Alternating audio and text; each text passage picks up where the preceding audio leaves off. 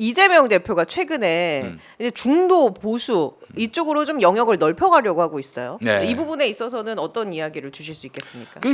그거는 말이죠. 이 양반이 이념적으로 보수 가겠다는 얘기는 아니잖아요.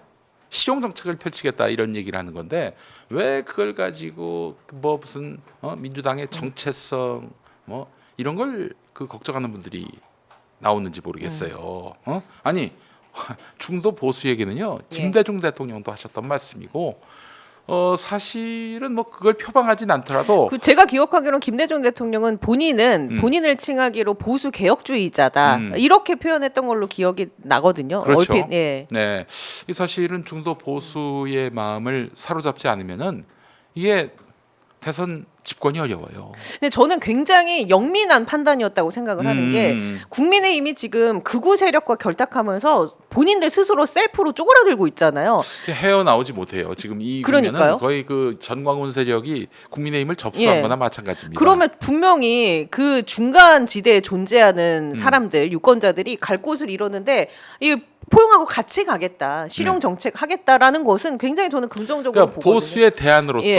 보수의 대안으로 민주당이 자리하겠다라는 얘기는 이걸 갖고 저 정의당 쪽 계신 분들이 화를 내던데 아니 진보 정당의 어떤 그런 나름의 어떤 활동 기반을 마련해 주겠다는 거 아니에요? 우리는 건강하고 새롭고 그리고 국민의 민생을 살뜰히 챙기는 보수 중도로 가겠다. 그러니까 진보 정당은 진보 정당 색깔 확실하게 내시면 되죠. 아니 그러면 뭐 서로 좋은 거 아닌가요? 이걸 왜 반발하는지 모르겠어요. 특히 저 김경수, 김부겸 이런 분들이 반발하는데 아니 이분들 그 무슨 진보적인 정책을 펴시거나 뭐 어떤 성과를 내신 게 있나요? 제가 알고 있기로는 없는데 뭐 성과를 낸 게 아무것도 없으면서 뭐 진보 정당의 간판만 들고 서 있으면 뭐 합니까? 뭘 했어야죠. 그러나 이제 이재명 대표는 이제 행정가로서 여러 가지 성과와 성취를 이뤄냈단 말이죠. 그러니까 그분이 중도 보수한다고 그래도 이분이 갑자기 뭐 자산가 혹은 재벌의 이익을 대변한다 이렇게 생각할 사람들은 별로 없어요. 이번에 또 얘기한 것이 이제 그 근로소득세와 그리고 증여세 이런 것들이 자세히 살펴보면요. 지금 중산층에 해당하는 분들, 그분들 중에 땅값이 많이 올라가지고 증여세를 많이 내야 할 사람들, 그리고 근로소득세가 지금 법인세보다도 많단 말이에요. 그 비중이 우리가 이제 거두는 그 세금 수입, 세수의 비율에 있어서는 아니 법인세를 많이 걷어야지 왜 개인한테 더 많이 뜯어냅니까? 이건 결국에는 중산층, 서민 이분들의 마음을 또 이분들의 이익을 대변하기 위한 조치인데 이걸 가지고 막 진짜 무슨 우리 사회 그 초부자들 슈퍼리치들을 옹호하고 그분들의 이익을 대변하는 것처럼 얘기하는 건 완전한 날조지요. 어떤 내용으로 그 이재명 대표가 중도 또 보수의 그 마음을 얻으려고 하는지 그거 좀 헤아려 봐야죠. 지지율이 지금 뭐 10%도 안 되는 이런 분들이 열심히 떠들어봐야 그 참 안타깝습니다. 저는 그분들 이재명을 공격하면은 이재명을 핥히면 그 지지가 자기한테 온다고 착각하고 있는 거 아니에요? 웃기는 소리죠. 그 유시민 작가도 그런 얘기했습니다만, 유시민 작가가 아니라 김갑수 평론가가 했던 얘기인데 정말 1000만 분의 1 가능성으로 이재명 대표가 만약 다음 대선에 못 나온다면 국민들은 김부겸, 김경수가 아니라 박용진이 아니라 저 김동연이 아니라 이재명의 뜻을 잘 이어받을 수 있는 그런 정치인을 선택할 것이다. 이게 정답이에요. 근데 왜 뭐 먹히지도 않고 동의받기도 어려운 할퀴기에 계속 나서는지 모르겠어요. 본인들 지분을 챙겨달라 뭐 그런 정확하게 보셨습니다. 우리 저 최지은 앵커가 이제 거의 뭐 정치인들 머리 위에 올라쓰셨네.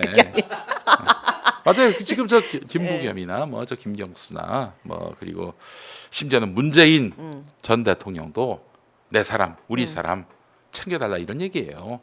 뭐 결국엔 대통령은 뭐 어떤 일이 벌어져도 이재명 대표가 될 것 같아 보이니까 우리 사람 좀 써달라는 얘기를 했는데 와 근데 말이죠 여기에 쐐기를 박는 발언을 며칠 전에 이재명 대표가 했어요.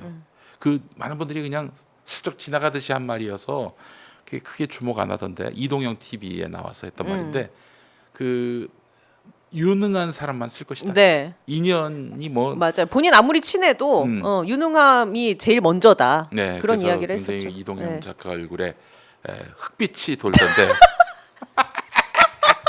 아 그럼 왜 여기 계십니까? 농담입니다. 네. 아니, 네, 농담이고. 예, 예. 저 이동영 TV에 이재명 대표 나가가지고 질투가 나가지고 한마디 한 거예요. 예, 예. 아 이거 농담을 한 말이고 그 실제로 그거는 뭐냐면은 문재인 정부처럼 그렇게 인사 안 하겠다. 코드 인사 말 그대로. 당연히 예. 그 캠코더란 말 들어보셨어요? 네. 캠프, 코드 예. 그리고 더는 더불어민주당.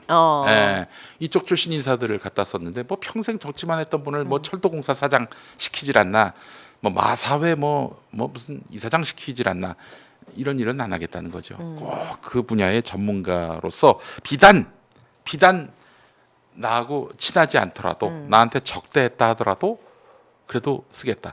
뭐 김지호 더불어민주당 경기도당 대변인 네. 나오시잖아요. 네. 그 양반이 이제 사실 성남시청, 경기도청에서 이재명 대표 비서실에 있었어요. 맞습니다. 근데 그분이 어떻게 이재명 대표하고 알게 됐느냐? 네. 이재명 대표에 맞서서 싸우다가 시민운동하다가 분당 쪽에서 시민운동했던 분이거든요. 또 저 친구 굉장히 논리가 해박하고 일 잘하게 생겼는데 자기 사람으로 만들어서 성남시청 또 경기도청에서 썼어요. 이게 뭔가 좀 유능하다 싶으면은 자기하고의 친소 관계 가리지 않고 그냥 기용합니다. 예전에 이국종 교수도 사실은 네네. 이재명 대표하고 아무 상관도 없고 관심도 없었고 뭐 어찌 보면은 정치적 스펙트럼을 보면은 좀 더 보수 쪽에 가까운 분인데도 그분을 또 영입해 가지고 함께 그 이 의료 개혁이라든지 또 긴급하게 그 지금 빨리 후송돼야 할 네네. 응급실 상황. 응급실 네. CCTV 예. CCTV는 아니고 이제 그런 것들을 예. 그 정책들을 펼쳤잖아요. 이재명 대표의 인사 스타일이 그러합니다. 예. 사실은 근데 문재인 정부 때는 땡땡 포럼 출신의 인사들 그들만 잘 나갔어요. 예. 같은 민주당 당원이고 대선 때 문재인 대통령 만들기 위해 썼던 어떤 분 그분이 이제 사실은 굉장히 전문성도 있고 유능해서 발탁이 될 줄 알았는데 그냥 청와대에서 막혔어요. 왜 막혔나 알아봤더니 땡땡 포럼 출신이 아니었어요. 나름 성골진골이 있었나 그렇죠. 보군요. 아니 그 부인 네. 못할 거예요. 그 아무리 제가 문재인 대통령 비판하고 그쪽 분들하고 사이가 안 좋아도 그분들이 아마 제 지금 이야기를 반박 못할 겁니다. 네. 그런 식으로 해서 친소 관계 중심으로 꾸렸으니 뭐 결과는 뻔하지요. 윤석열은 그보다 더 심했고요. 예. 심지어는 그렇게 정권을 말아먹은 인간들이 총선 출마한다고 나갔다가 떨어지니까 다시 컴백을 시켰어요. 그러니 또 망할 수밖에 없는 예. 것이죠. 그래서 유능한 사람만 쓰겠다 이 약속은 근데 사실 이재명 대표가 가능합니다. 사실 유능한 사람만 쓰겠다, 뭐 진영 가리지 않고 발탁하겠다 이 얘기는 그 문재인 대통령도 했던 말이에요. 그러나 이 문재인 대통령과 이재명 대표의 차이는 뭐냐면은 이재명 대표는 행정가로서 이 공무원들을 움직여본 경험이 있어요. 그러니까 권력을 아는 거죠. 한마디로. 공직사회 논리도 본인이 제일 잘 알겠죠. 권력을 어떻게 쓸 줄도 네. 알죠. 그런데 문재인 대통령은 그렇지 못했어요. 그러니까 뭐 탕평한다고 끌어들인 인물이 윤석열, 최재형 이런 인간들이었죠. 통제도 못하고 그냥 반란을 일으켜도 역모를 획책해도 그냥 가만히 둘 수밖에 없었던 거죠. 그런데 아마 이재명 대표는 다를 거예요. 어떤 사람을 갖다 써도 자기 휘하에서 정권의 철학에 맞게 함께 팀워크를 이뤄서 이뤄낼 그 힘을 또 역량을 가진 분이다. 저는 이렇게 평가합니다. 예. 제가 그 마이너리티 이재명이라는 책을 쓴 사람입니다. 그래요. 그 책 많이 팔렸습니까? 많이 팔렸죠. 증보판까지 나왔습니다. 증보판까지. 예. 여전히 지금 사서 봐도 되는 그럼요. 내용이. 예, 그럼요. 그것도 이재명 대표와 관련한 뭐 이런저런 뭐 사법 리스크라고 하는 걸 저는 웃습니다. 웃어요. 이재명 대표가 어떤 사람이냐면은 이게 정상적인 재판이고 판결이라면 유죄가 나올 수가 없어요. 이거는 죄가 있음에도 불구하고 법꾸라지라서 다 무죄로 만든다는 얘기 아니라 없어요. 기본적으로. 그분이 그런 말 했잖아요. 어항 속에 금붕어처럼 살았다. 어디 예. 숨을 데도 없고 감출 것도 없고 그렇게 살아왔다고요. 실제로 그랬습니다. 그분이 무슨 어디 업자로부터 10원 한 장 받은 거 드러난 거 있습니까? 없어요. 하나도 없어. 특히 그 뭐 과거에 전과 사범 있었는데 이건 시장되기 이전의 일이었고 대부분 다 이제 공익적인 일을 하다가 이제 말하자면 빚어진 일인데 예. 그분이 시장이 되고 도지사가 되고 뭐 무슨 뭐 대장도 운운하는데 없어요. 다음 주 수요일이 아마 2심 선고 날일 거예요. 공직선거. 아니 그 저기 20 마지막 기일 어. 그리고 3월 말에 아마 예. 그 항소심 판결이 나올 것 네네. 같은데 저는 뭐 무죄 난다고 봅니다. 1심에서는 유죄가 나왔지만 예. 2심은 무죄가 난다고 전 보는 것이 지금 재판 흐름이 그렇게 되고 있어요. 그게 두 가지 이슈 아닙니까? 백현동 네. 그 저기 용도 변경 그 예. 뭐 국토부 박근혜 정부 국토부로부터 뭐 협박받았다.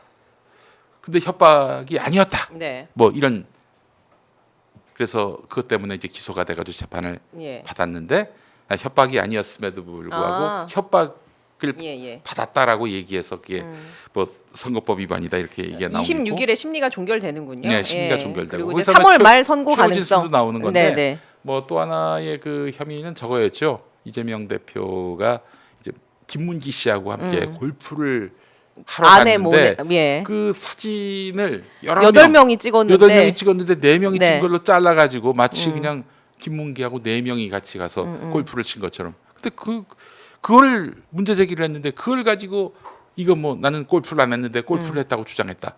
거짓말을 했기 때문에 선거법 위반. 예.